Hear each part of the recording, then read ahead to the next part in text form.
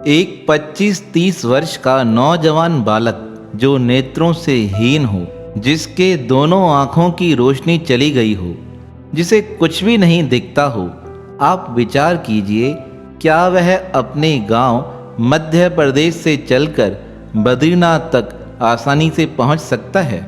हमारे मन में उसके प्रति अनेक सवाल उठ सकते हैं। कैसे गया होगा, जा सकता है, नहीं जा सकता है, लेकिन यह एक सत्य घटना है जिसका पुस्तक के अंदर बड़ा ही सुंदर ढंग से वर्णन किया गया है। मध्य प्रदेश गांव में एक बालक था। उसके पिताजी का नाम था आत्माराम। वह आत्माराम जी बड़े विद्वान प्रकांड ज्योतिष थे।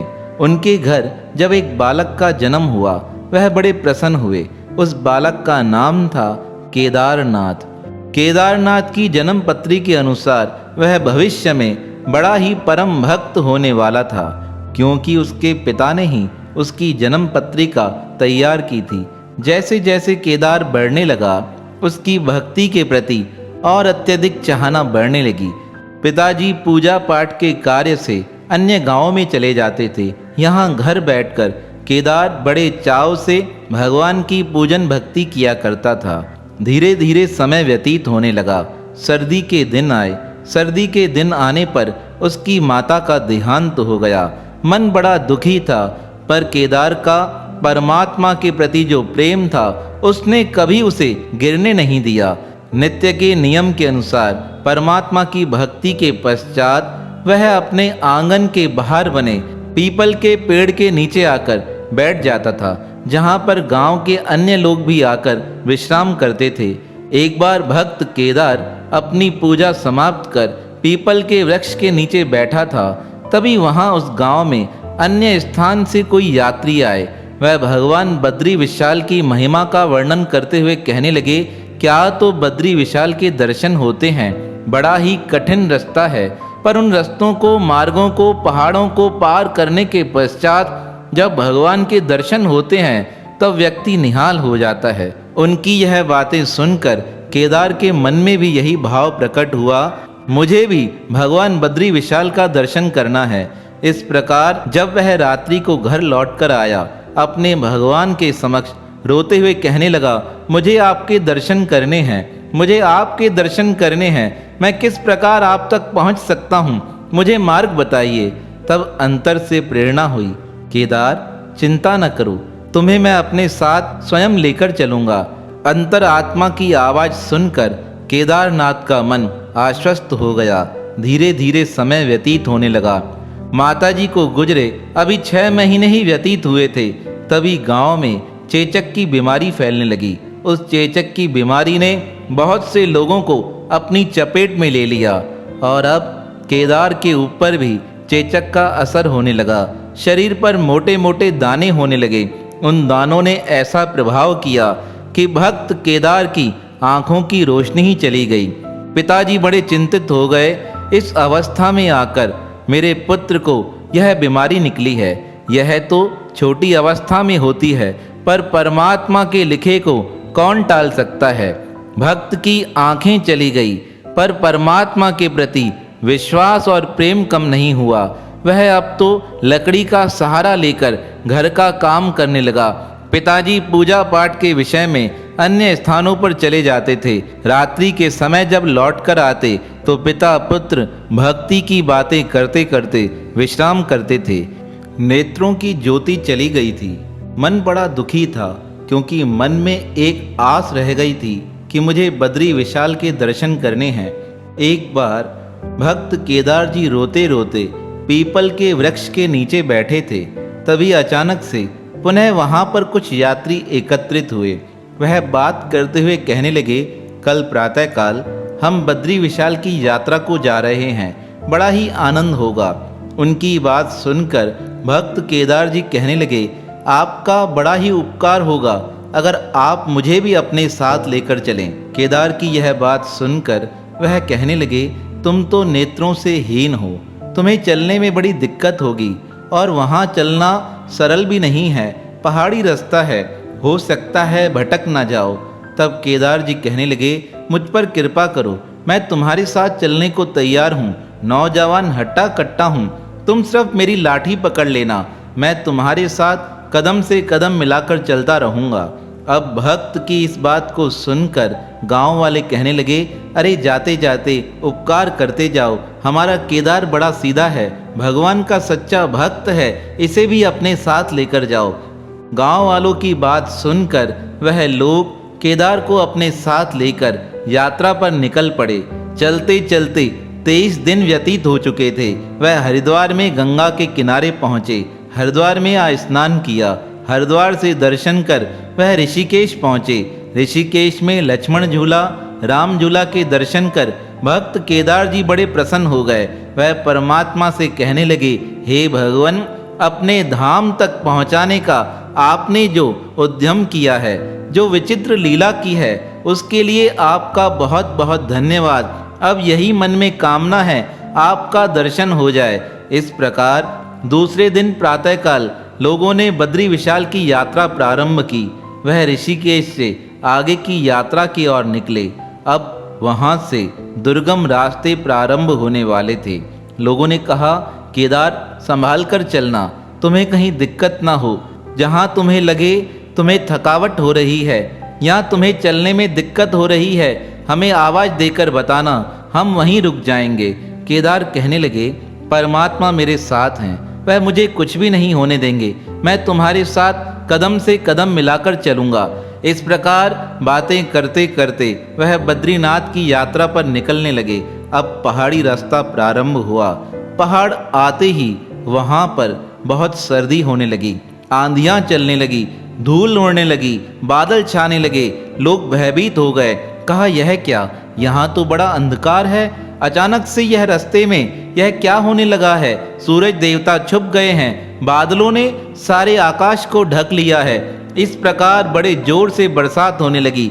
जिसको जहाँ स्थान मिला वह वहीं रुक गया।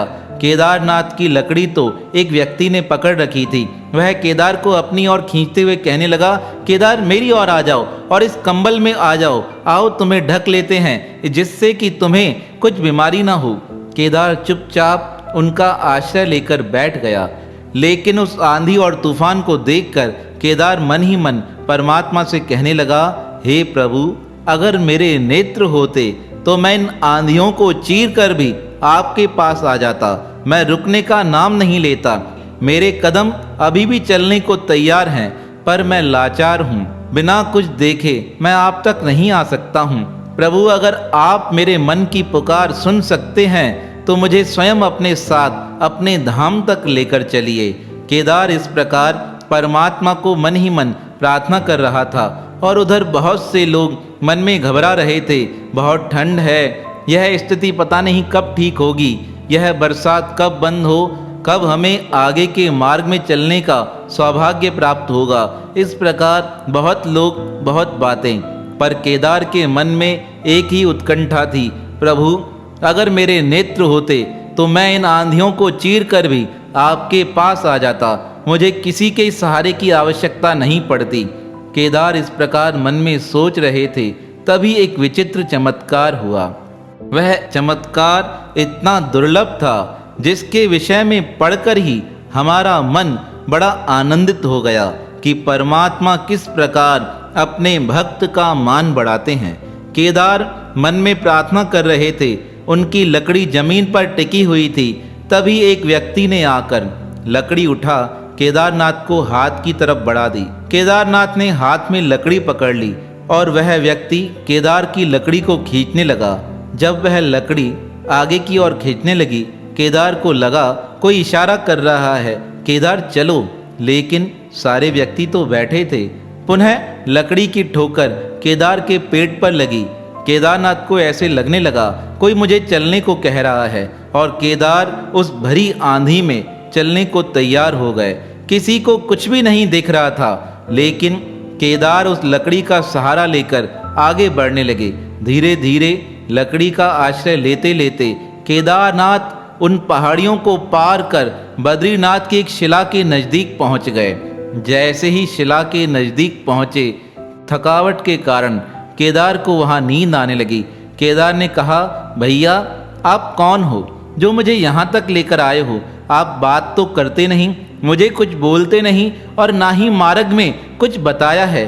अचानक से यह आंधी कैसे शांत हो गई और हमारे अन्य साथी कहाँ रह गए? केदारनाथ इस प्रकार सवाल पूछता रहा पर कोई जवाब नहीं आया। उस व्यक्ति ने केदारनाथ को उस शिला पर बिठा दिया। पत्थर की शिला पर बिठाते ही केदारनाथ को नींद आ गई। प्रातः काल हुआ। जैसे ही नींद खुली, नींद खुलते ही पुनः केदार के साथ एक अद्भुत चमत्कार हुआ। वह हैरान हो गया, यह किस प्रकार हो सकता है? उसे अपने ऊपर ही यकीन नहीं हो रहा था, क्योंकि केदार की आंखों की रोशनी पुनः वापस आ गई थी। उसने देखा सामने भगवान बद्री विशाल का मंदिर है, उसका बड़ा ही कलश और उस पे भगवान की ध्वजा लहरा रही है। केदार भगते हुए भगवान के मंदिर में चला गया। उसने सर्वप्रथम भगवान के श्री चरणों में प्रणाम किया और एक स्थान पर खड़े रहकर भगवान से यही कहने लगा, हे प्रभु, यह आपकी ही लीला है। आपने ही मुझे नेत्रों की रोशनी वापस की है। आपके द्वारा ही मुझे पुनः दिखाई देने लगा है। प्रभु, यह आपकी ही लीला है। प्रभु, यह आपकी ही लीला है। इस प्रकार बड़े जोर से वह बद्री विशाल की जय, बद्री विशाल की जय करने लगा। लोग देखकर हैरान हुए, यह कैसा भक्त है, कहाँ से आया है? इस प्रकार पूरे 8 घंटे तक भक्त केदार उस स्थान पर खड़ा रहा। रात्रि के समय भगवान के विश्राम का समय हुआ। भगवान को भोग लगाया गया। भोग लगाने के पश्चात जैसे ही पुजारी ने केदार से कहा, केदार, अब मंदिर बंद होने का समय हो गया है, तुम बाहर जाइए। केदार के मन में हुआ वह भगवान को साष्टांग प्रणाम करे। ऐसा विचार कर वह जैसे ही भगवान के श्री चरणों में झुका, उसने प्रणाम किया। प्रणाम करने के पश्चात जैसे ही केदार पुनः उठ रहा था, उठकर जैसे ही उसने परमात्मा के दर्शन किए, उसके आँखों की रोशनी पुनः वापस चली गई। अब फिर से उसे कुछ नहीं दिखाई दे रहा था। वह पुजारी जी को हाथ जोड़कर कहने लगा, मुझे आप बाहर तक लेकर चलिए, मुझे कुछ भी नहीं दिखाई दे रहा है। पुजारी कहने लगा, अभी तो तुम्हें सब कुछ दिखता था, तुमने परमात्मा के दर्शन किए थे और अभी कहते हो नहीं दिखता है, मुझसे झूठ कहते हो। केदार ने कहा, बहुत समय से मेरे नेत्रों की रोशनी चली गई थी, पर भगवान ने अपने दर्शन कराने के लिए मुझे यह नेत्र ज्योति पुनः वापस दी थी। अब पुनः ले ली, मैं धन्य हो गया। भगवान के दर्शन करने के पश्चात इन आँखों का क्या औचित्य है, अब मैं इसमें ही संतुष्ट हूँ। आप मुझे उस शिला तक पहुँचा दीजिए। केदार की बात सुनकर पुजारी जी ने उसे उस शिला तक पहुँचा दिया जहाँ पर भगवान ने केदार को बैठाया था। उस पर्वत की शिला को ही केदार ने अपना निवास स्थान बना दिया। कहा जाता है गर्मियाँ पूर्ण हो जाती थी, भगवान बद्री का मंदिर बंद हो जाता था, लेकिन केदार सालों के साल उसी स्थान पर बैठकर सिर्फ एक ही बात कहता था, जय बद्री विशाल, जय बद्री विशाल। लोग हर साल आते और उसी स्थान पर केदार का दर्शन करते। वह देखकर हैरान हो जाते, यहाँ 6 महीने बरसात के साथ बर्फ भी गिरती है, सब लोग यहाँ से गायब हो जाते हैं, एक भी स्थान बिना बर्फ के नहीं होता है। और उस कठिन परिस्थिति में यह केदार यहाँ किस प्रकार रह पाता है, उसे देखकर लोगों के मन में बड़ा आश्चर्य होता। लोग केदार के पास आकर कहते, केदार, हम तुम्हारे गांव से आए हैं, पिताजी ने तुम्हारा हालचाल पूछा है। उनकी बातें सुनकर भक्त केदार एक ही बात कहते, जय बद्री विशाल, जय बद्री विशाल। और जब केदार से मिलकर उसके गांव वाले उसके पिताजी के पास आकर केदार का सारा हालचाल सुनाते, तब पिताजी एक ही बात कहते, मेरे पुत्र की जन्म पत्री में यही लिखा था, वह परम भक्त होने वाला है। उसके भक्त होने से हमारे संपूर्ण कुटुंब का कल्याण हो गया। मुझे इससे अधिक और क्या चाहिए। इस प्रकार अपने पुत्र को याद कर आत्मा राम जी के आंखों में आंसू आ जाते थे और वहाँ पर्वत की शिला पर बैठा केदार निरंतर परमात्मा का ही स्मरण करते हुए बद्रीनाथ का नित्य दर्शन करता रहता था। कहते हैं अंतिम अवस्था भी बड़ी अद्भुत हुई। जब गर्मियों के समय में भगवान का मंदिर खुलने वाला था, जिस दिन प्रथम दिवस था, भगवान के मंदिर के पट खोले गए और सामने एक शिला पर बैठा केदार भगवान के दर्शन करने का इंतजार कर रहा था। बड़ा ही पुण्यमय दिन था, अक्षय तृतीया का। जैसे ही मंदिर खुला, पुजारियों ने पट खोलकर भगवान की आरती प्रारंभ की। उधर भक्त केदार के शरीर से केदार की आत्मा उसके शरीर से निकलकर परमात्मा के श्री चरणों में विलीन हो गई। यह अद्भुत चमत्कार बहुत भक्तों ने अपनी आंखों से देखा। सबने मिलकर केदार की जय जयकार की।